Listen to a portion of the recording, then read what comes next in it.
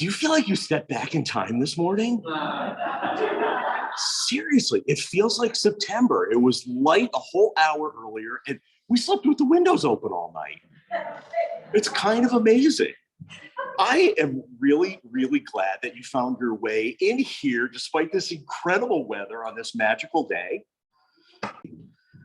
Here in the beautiful village of Peacedale on the edge of the Saugatucket River on land that has been nurtured by the Narragansett people for millennia before the arrival of European colonizers. Whether you are here with us in the sanctuary or joining us by Zoom, you are welcome here. Whether you come ready to celebrate the joys in your life or sit with sadness in the company of fellow seekers, you are welcome here.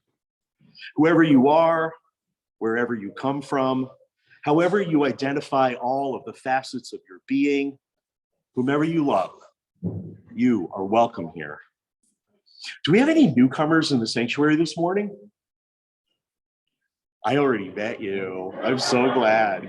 So I'm not going to put you on the spot, Peyton and Rich, but I want to encourage you to introduce yourself to folks, and folks introduce yourself to them. And greeters, we have greeters here in the room.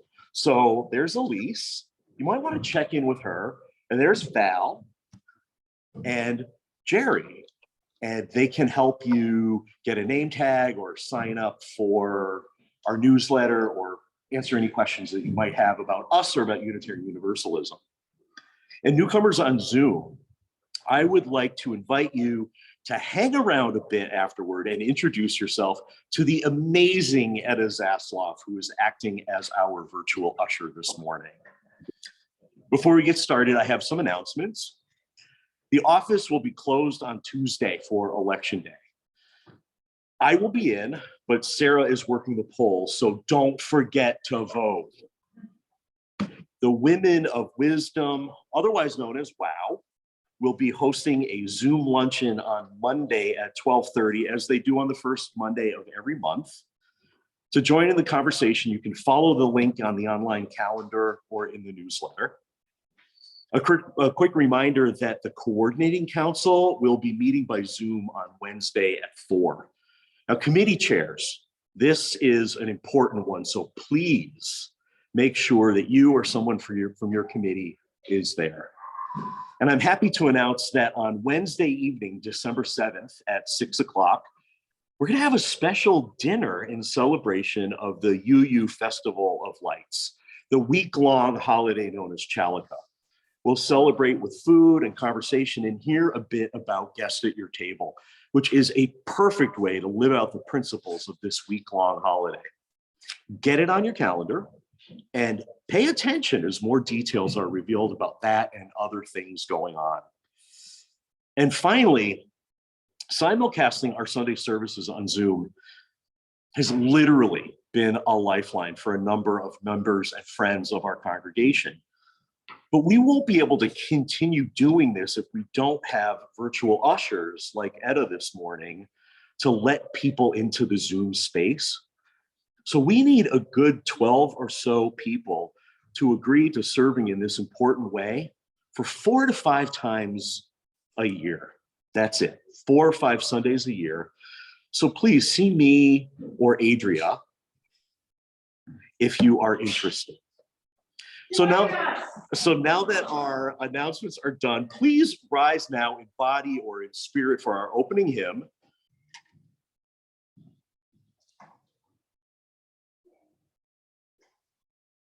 We light a chalice each time we gather in order to pay public tribute to our shared values and our principles, which form the covenant that binds our Unitarian Universalist congregations together. The flame represents our commitment, and the chalice represents the covenant. Penny Hall, would you like to do us the honor of lighting that flame within the chalice? As I share the words of Ralph Waldo Emerson, a great Unitarian. He wrote, "A person will worship something, have no doubt about that. We may think our tribute is paid in secret in the dark recesses of our hearts, but it will come out. That which dominates our imaginations and our thoughts will determine our lives, our character. Therefore, it behooves us to be careful what we worship. For what we are worshiping, we are indeed becoming.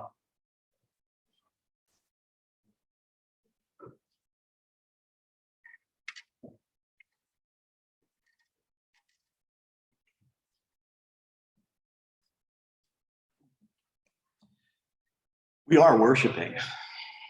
We are worshiping. We are giving shape to that which is worthy of giving our attention to. And that's what worship means. And that's what we do every Sunday when we gather. We aren't paying homage as a group to a deity, though some of us may be doing that privately. We are making meaning of our own lives, our relationships, our responsibilities. This month's theme is change, brought to life by this beautiful artwork painted and installed by our dear Linda White Burrell, and it will remain up through the whole month of November. And this morning, we're talking about taste and how our tastes change, not just our preferences in food, but our tastes in all kinds of things, like the way we spend our time and the company we keep and the way we express our beliefs. Our tastes, our preferences, our priorities are indicators of that which we value most. And one of the things we value most here is the promise we make to one another, which we renew each Sunday.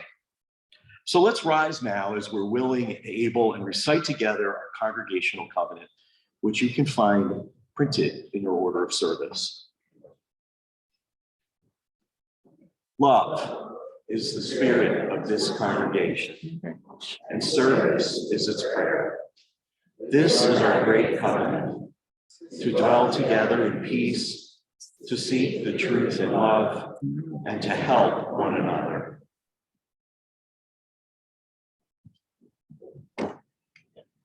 Say your name.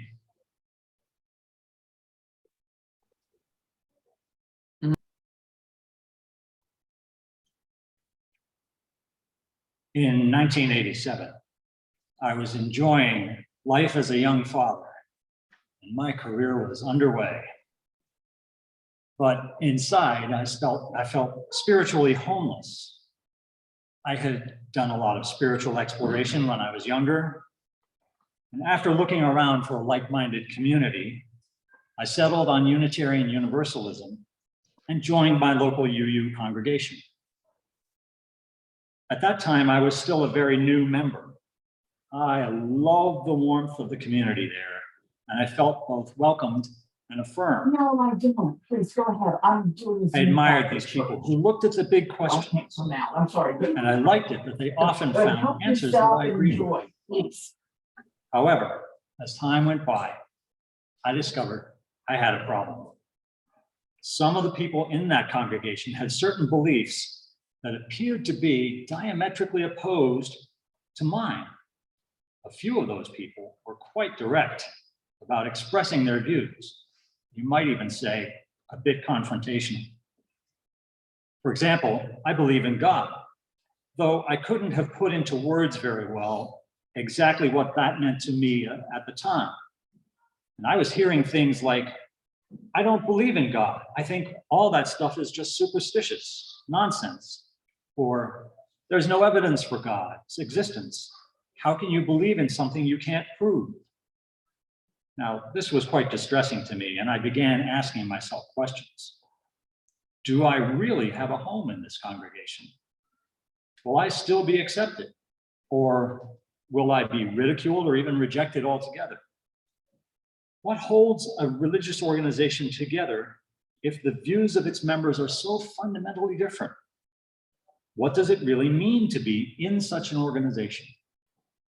Do we have any real common ground? For me, it felt like a crisis of faith. I had to really look at what our shared UU religious journey meant to me. I had to see if I had any basis to remain a member.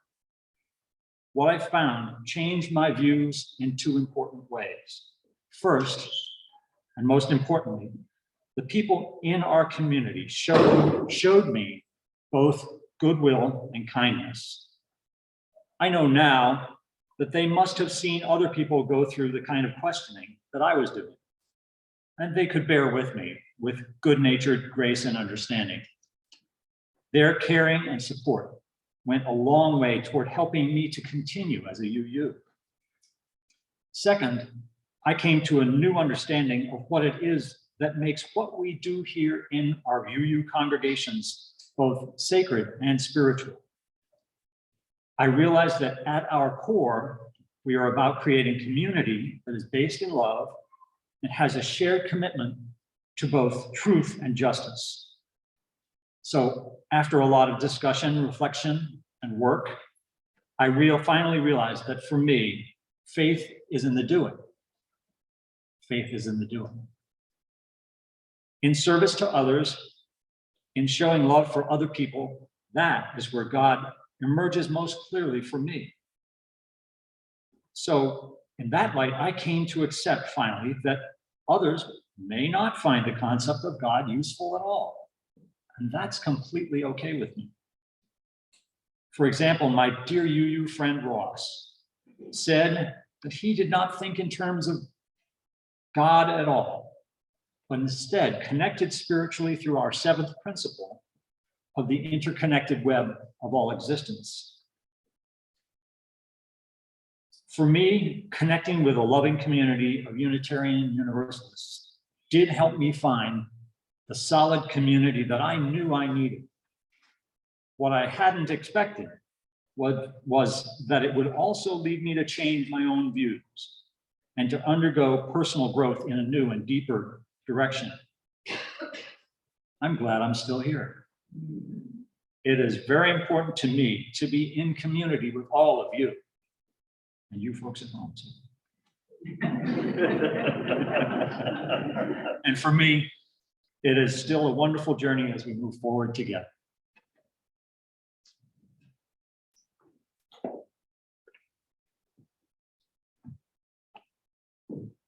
Stanley Tucci didn't eat for more than a year. He literally could not eat. For half of that time, he could only get down those meal replacement shakes, which are nutritious but not exactly satisfying. And the rest of that year, he was on a feeding tube. It was such a difficult time for that globally recognized foodie that he found himself resenting his wife and kids because they could still enjoy food together while he hid in his bedroom watching TV shows about food. But he wasn't always a foodie. As an active child who was always hungry, he would often complain to his mom about what she was cooking, anything that he didn't like. And her response, if you don't like it, go eat with the neighbors. Even though his favorites were PBJ or ham sandwiches and standard kid fare like mac and cheese, he knew that his mom really was a stellar cook. And growing into his adulthood, he liked food, especially his favorite comfort foods that had been in his family for generations. But he wasn't somebody defined by food until he wrote, directed, and starred in the film Big Night, about two brothers forced to close down their Italian restaurant. The food is too good, too exotic for the 1950s American palate. They can't make a financial go of it. Now, Tucci thought that this was a good story about the Italian-American immigrant experience. But the subject turned him into a famous foodie. In interview after interview, he was asked about his relationship to food and food's role in his family and in his childhood. And that experience of being asked these questions over and over again made him look afresh at everything that had brought him to that moment. And things he'd forgotten about began to shape who he was becoming. And he was becoming a true foodie. He started cooking at home and tweaking the recipes of his childhood. He was sharing family favorites and learning from famous chefs and writing about food and restaurants.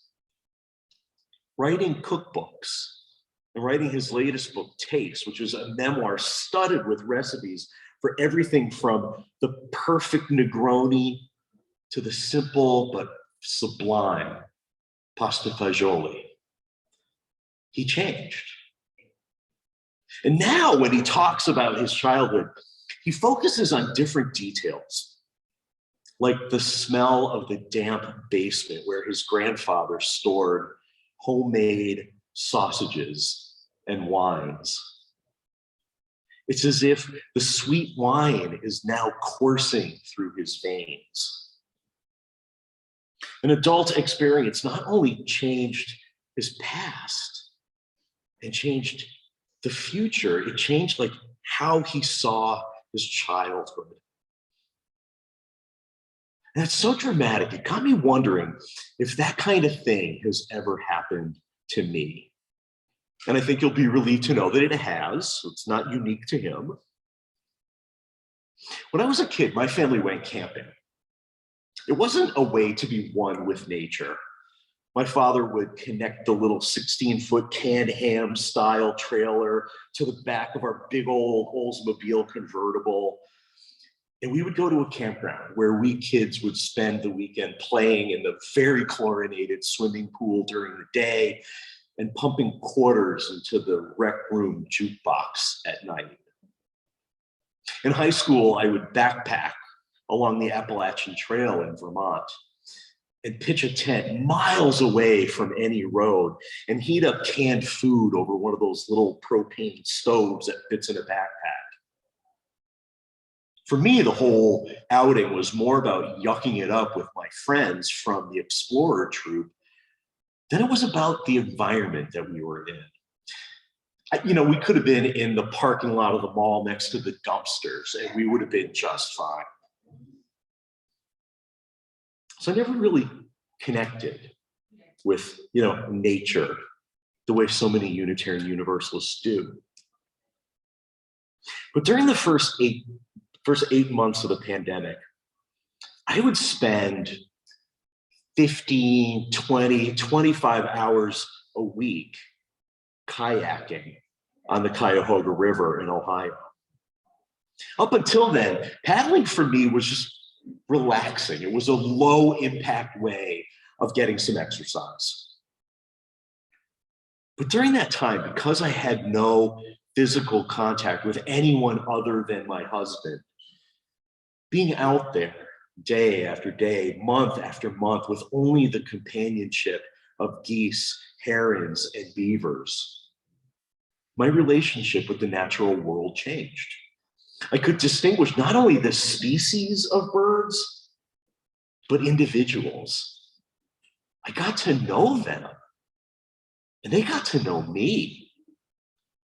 They'd see me coming, and it seemed like they were saying to each other, "Oh yeah, he's that guy who comes every morning. He never bothers us.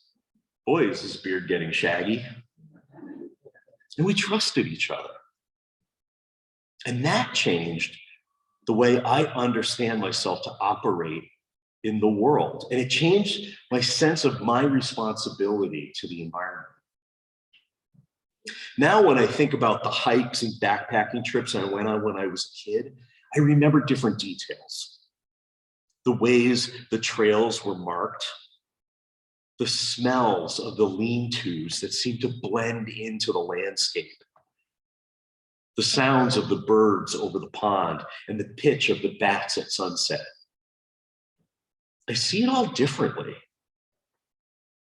And it's a part of me in a way that it wasn't before that first summer of COVID. Like Stanley Tucci, a traumatic event made me reimagine my past and change my understanding of myself and my role in the world. Now, personally, I feel like it's a great story, but it's also pretty benign in the grand scheme of things. And there's something more malignant happening in the United States right now. And I'm talking about the rise of Christian nationalism. You see, there are huge swaths of people, mostly cisgender white Christian men, who feel under attack by people like us. They feel threatened by secular liberals who deny the authority of the Bible and rightfully claim that this was never a Christian nation. Secular liberals challenge the patriarchy by claiming that men should not have the power to determine the healthcare and reproductive autonomy of people who can get pregnant. These liberals know that we've always been a nation of immigrants and that racism was the fuel that fired colonial settlement of this land before it was a nation, a white nation, a mostly white nation. They named the fact that most of those early settlers and founders believed that the indigenous people were less than human in the eyes of a God that they perceived to be white. And that's threatening to Christian nationalists. But we are also threatening to Christian nationalists because while they believe that man, and I use that word very intentionally here, is intrinsically depraved, we believe that all living beings have an inherent worth and dignity. We believe that all living beings are profoundly interconnected and need one another to thrive. We believe that diversity is a strength, not a weakness, and that we have a moral obligation to dismantle racism and other oppressions. In the face of these threats to their core beliefs, Christian nationalists are convinced that they are apostles of God's work. And the trauma of having their motivations constantly questioned is making them reimagine not only their past, but our shared history as a nation. They're reimagining the past as something that never existed. A Christian utopia of people who belong here. And they want to go back to that time when heteronormative white Christian men took all of the power and made sure the system was set up to repress everyone else. Their beliefs are profoundly anti-democracy. They want to turn this country into something it never was, a theocracy, a Christian theocracy. This movement of Christian nationalism has been growing in power since the 1950s. And some argue that it started with the Supreme Court's decision on Brown versus Board of Education, which required that all schools be desegregated and made equal. And sometimes I worry that we theological liberals, along with secular liberals, have been asleep to the growing power of this movement. That we've been in denial of the pain as the cancer grows in our collective body.